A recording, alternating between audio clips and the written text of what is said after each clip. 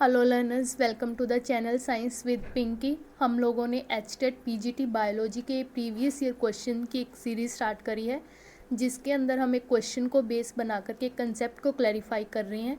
तो आज भी हम एक क्वेश्चन को लेके कंसेप्ट को क्लैरिफाई करेंगे। तो आज का हमारा कंसेप्ट है डोरमेंसी ऑफ सीड। तो आगे बढ़ने से पहले चैनल को लाइक करें, शेयर करें एंड सब्सक्राइब करें। तो आज का हमारा क्वेश्चन है कि जो डोरमेंसी ऑफ सीड है वो क्यों कोज होती है, क्यों सीड है वो डोरमेंस रहता है, डोरमेंसी स्टेज में रहता है। तो जो डोरमेंसी है वो क्या है? ये एक तरह की कंडीशन है जिसके अंदर जो सीड है वो जर्मिनेट नहीं करता है।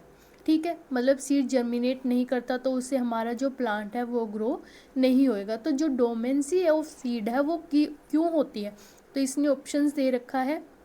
Impermeability of seed coat to water and oxygen, मतलब जो सीड कोट है उसकी वजह से क्या होता है, इम्परमिएबिलिटी ऑफ वाटर एंड ऑक्सीजन होता है कि जो ऑक्सीजन एंड वाटर है वो सीड के अंदर एंटर है वो नहीं कर सकता।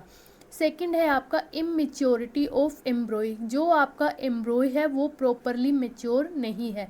थर्ड है आपका जर्मिनेशन इनहिबिशन, मतलब जो जर्मिनेशन है उसको इनहिबिट करने के लिए उसके अंदर कुछ हॉर्मोन्स हैं या कुछ केमिकल्स हैं जिस वजह से जो सीड है वो जर्मिनेट नहीं कर पा रहा, या ऑल ऑप्शंस आर करेक्ट, या ये तीनों कंडीशंस की वजह से सीड है वो डोरमेंट स्टेज के अंदर है वो रहता है।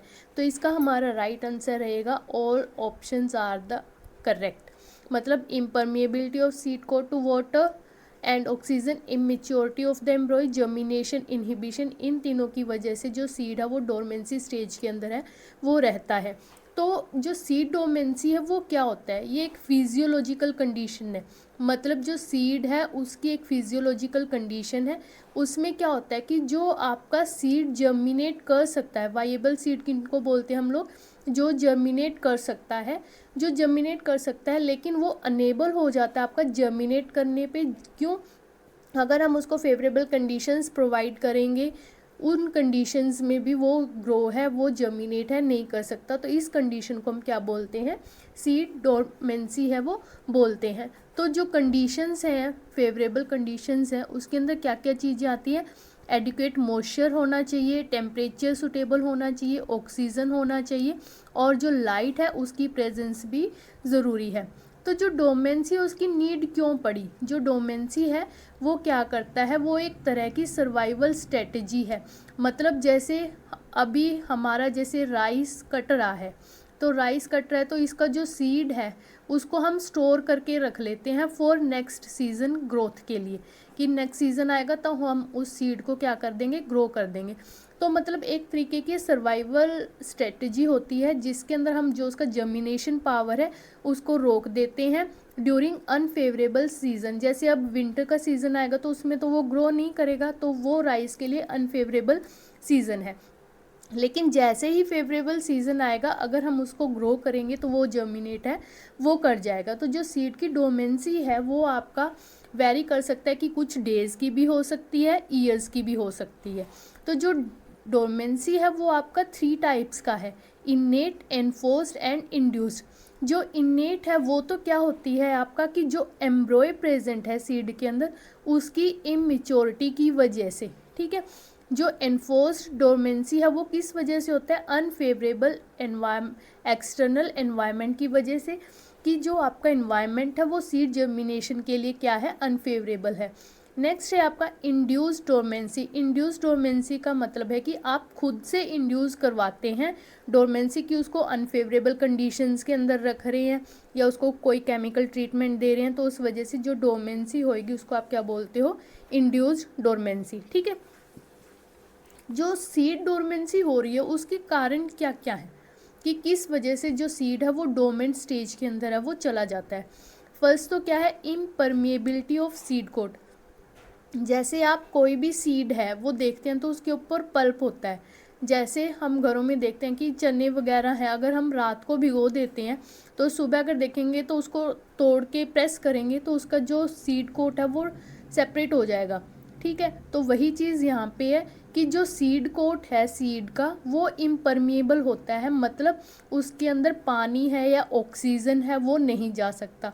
और जर्मिनेशन के लिए सबसे इम्पोर्टेंट कंडीशन क्या है? Moisture and the oxygen.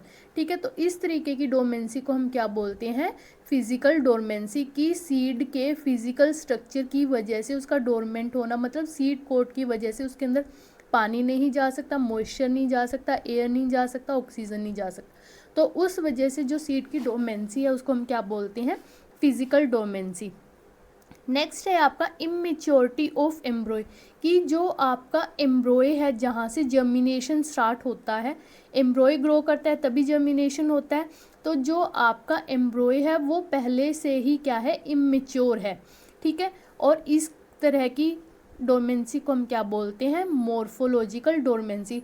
तो अगर इन दोनों को कंबाइन करें तो हमारा क्या हो जाएगा? फिजियोमॉर्फोलॉजिकल डोर्मेंसी। नेक्स्ट है आपका जर्मिनेशन इनहिबिटर। यहाँ से क्वेश्चन आ सकता है कि जो आपका सीड होता है उसके अंदर एबिस्किस एसिड प्रेजेंट होता है जो आपका एक ग्रोथ इनहिबिटर की तरह काम करता है। मतलब जो सीड होता है उसके अंदर एबिस्किस एसिड पाया जाता है जिसकी वजह से वो जर्मिनेट है वो नहीं कर सकता। ठीक है। इन्वायरमेंटल रेस्ट्रिक्शन, मतलब जो आपका एनवायरनमेंट है वो क्या है? अनफेवरेबल कंडीशंस हैं कि हम उसको प्रॉपरली लाइट, टेम्परेचर या मॉइस्चर, ऑक्सीजन है वो नहीं प्रोवाइड करवा रहे, मीन्स हम लोग इंड्यूस करवा रहे हैं। तो वो क्या हो जाएगा? आपका एनफोर्स्ड डोर्मेंसी हो जाएगा। मैकेनिकली रेजिस्टेंट सीड कोट, जो आपका सीड कोट होता है उसमें क्या होता है कि जो आपका रेडिकल होता है, रेडिकल से आपका क्या बनता है? रूट बनता है। ठीक है, तो आपका सीड कोट हार्ड होता है तो वो क्या करता है? रूट को बाहर नहीं आने देता। प्रेजेंस ऑफ कंसनट्रेटेड सोल्यूट, अब जो आपका सोल्यूट अंदर सीड के अंदर प्रेजेंट है वो किस फॉर्म में होता है? कंसनट्रेटेड फॉर्म में होता है। जब तक वो डाइल्यूट नहीं होगा तब तक आपका सीड है वो जर्मिनेट नहीं करेगा। तो कंसनट्रेटेड सोल्यूट का होना भी उसके लिए सीड डोर्मेंसी में इम्पोर्टेंट रोल है वो प्ले करता है। तो अब जो सीड है वो कैसे डोर्मेंट बनेगा, वो तो हम लोगों ने कंडीशंस देखी कि किस वजह से जो सीड है वो डोर्मेंट स्टेज के अंदर होता है। तो वो कैसे बनता है? फर्स्ट आपका एक्यूमुलेशन ऑफ एबिस्किस एसिड, कि जो आपका सीड है उसके अंदर क्या एक्यूमुलेट होना स्टार्ट हो जाता है? एबिस्किस एसिड। और जो एबिस्किस एसिड है वो आपका एक ग्रोथ इनहिबिटर हार्मोन है। ठीक है, तो अगर इसका एक्यूमुलेशन होएगा तो आपका जो सीड है वो जर्मिनेट नहीं करेगा। डेवलपमेंट ऑफ सीड कोट, जो सेकंड स्टेप के अंदर क्या होगा? एक्यूमुलेशन होने की वजह से जो आपका सीड है उसके अराउंड सीड कोट है वो डेवलप होना स्टार्ट हो जाएगा, जो क्या होता है? आपका इम्परमिएबल होता है जिसकी वजह से वाटर है, ऑक्सीजन है, लाइट है, ये चीज़ सीड के अंदर है वो नहीं जा सकता। थर्ड वन क्या है? अगर सीड कोट आपका बन गया, हार्ड बन गया, ठीक है, इसके अंदर किसी भी चीज़ की एंट्री नहीं हो पा रही, तो जो आपका एम्ब्रॉय जिस स्टेज के अंदर है वो उसी स्टेज के अंदर रुक जाएगा, मतलब इमेच्योर एम्ब्रॉय है वो रह जाएगा। प्रेजेंस ऑफ जर्मिनेशन इनहिबिटर्स, मतलब इसके अंदर भी क्या रहेंगे?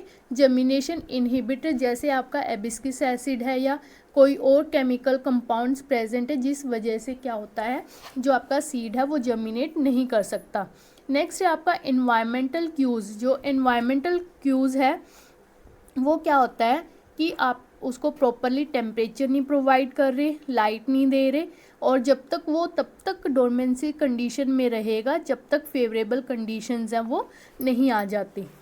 तो जो आपका डोर्मेंट सीड है उसके क्या क्या पार्ट्स हैं? ठीक है, फर्स्ट है आपका सीड कोट जिसको आप टेस्ट अभी बोल देते हैं। ठीक है, जैसे ये आउटर कवरिंग है आपकी, ये आपका सीड कोट है तो इसको आप क्या बोल देते हो?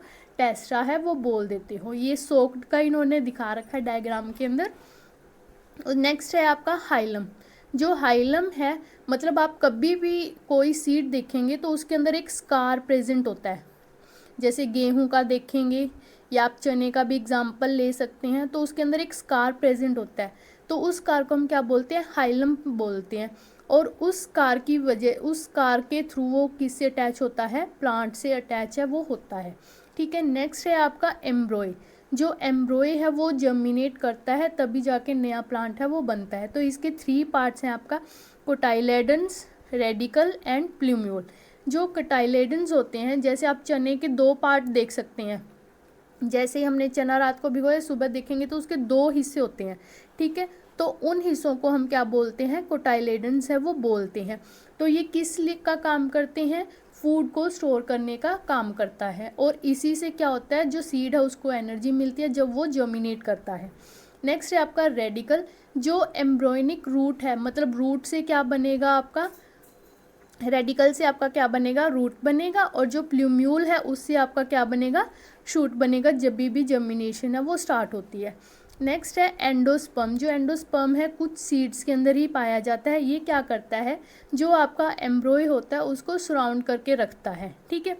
तो जो डोमेंट सीड है उसके अंदर क्या होता है कि जो एम्ब्रॉय की ग्रोथ है वो स्टॉप हो जाती है, मतलब रुक जाती है, ड्यू टू फिजिकल बैरियर या फिर मॉर्फोलॉजिकल बैरियर की वजह से, जिस वजह से जो सीड कोट होता है वो ऑक्सीजन और वाटर को अंदर नहीं जाने देता, और साथ में जो एबिस्किस एसिड है वो भी क्या करता है, एम्ब्रॉय की ग्रोथ को है वो रोक देता है, और किस चीज़ में चला जाता है, डोरमेंसी की स्टेज में है वो चला जाता है। तो इस क्वेश्चन का हमारा राइट आंसर क्या रहेगा, all options are the correct. Means impermeability of seed coat, immaturity of embryo, germination of inhibition. Hopefully आपका ये कंसेप्ट क्लियर होगा। कल फिर आएंगे आपके पास एक नए क्वेश्चन नए कंसेप्ट के साथ। तब तक पढ़ते रहिए, आगे बढ़ते रहिए। Thank you.